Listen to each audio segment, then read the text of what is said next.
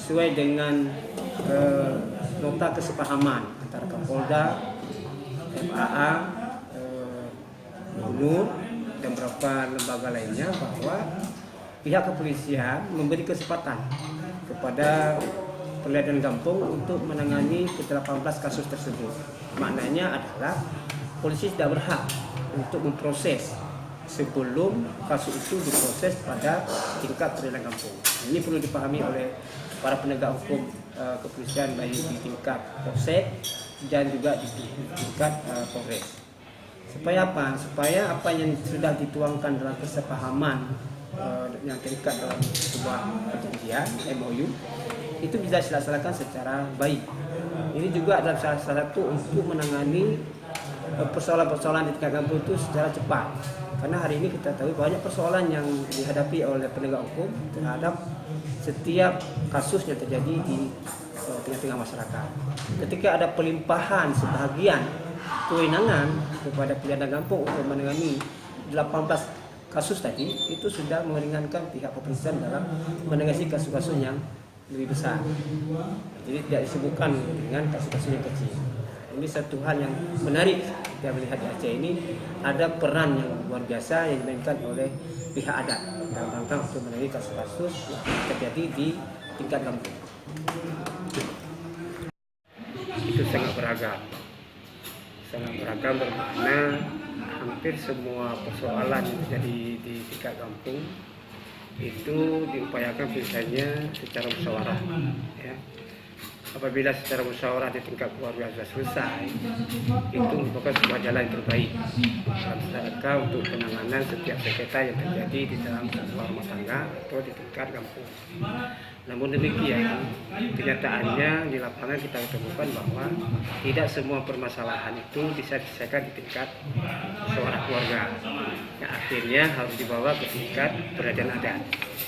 Ketika diangkat ke peradilan adat, yang perlu dipahami oleh setiap para pihak yang bersengketa adalah bahwa ini akan diketahui oleh seluruh masyarakat kampung yang bersangkutan.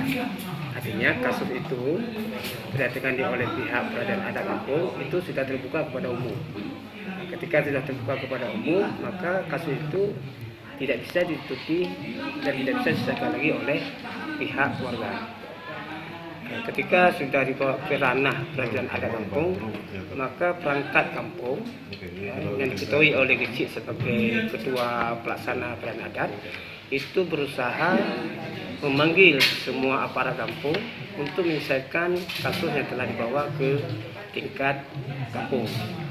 Dalam proses peradilan di tingkat kampung, yang perlu diketahui bahwa para pihak yang bertikai itu harus proaktif ketika ingin menyelesaikan kasus tersebut secara baik. Mana diselesaikan secara baik artinya tidak ada keinginan dari para pihak itu untuk mencari siapa yang menang, siapa yang salah. Artinya ketika ini dibawa pada tahap peradilan kampung, yang perlu dipahami adalah penyelesaiannya dengan secara damai. Jadi tidak ada orang yang dirugikan di situ dan tidak ada orang yang diuntungkan. Ini yang perlu dipahami oleh setiap masyarakat ketika menyelesaikan sengketa di tingkat peradilan kampung.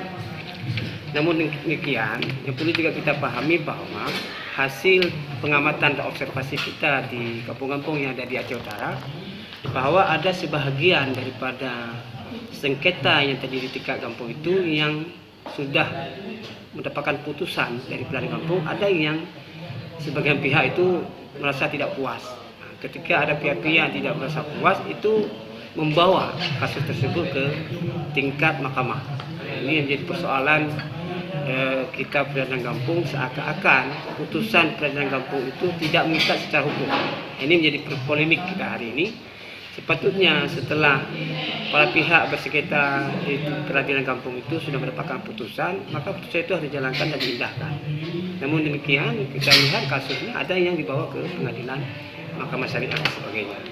Ini yang perlu kita pahami bahwa ada satu sisi yang lemah ya, ketika saya melihat secara pengetahuan hukum bahwa putusan pengadilan agama peradilan adat di kampung itu tidak mengikat secara hukum, padahal itu sudah diterima, sudah ditandatangani, sudah ada saksi dan sebagainya, dan sudah dilaksanakan. Tapi ketika dalam perjalanan pelaksanaan itu ada pihak tidak senang sehingga dia mengajukan kepada pengadilan atau mahkamah syariah. Ini menjadi persoalan. Ketika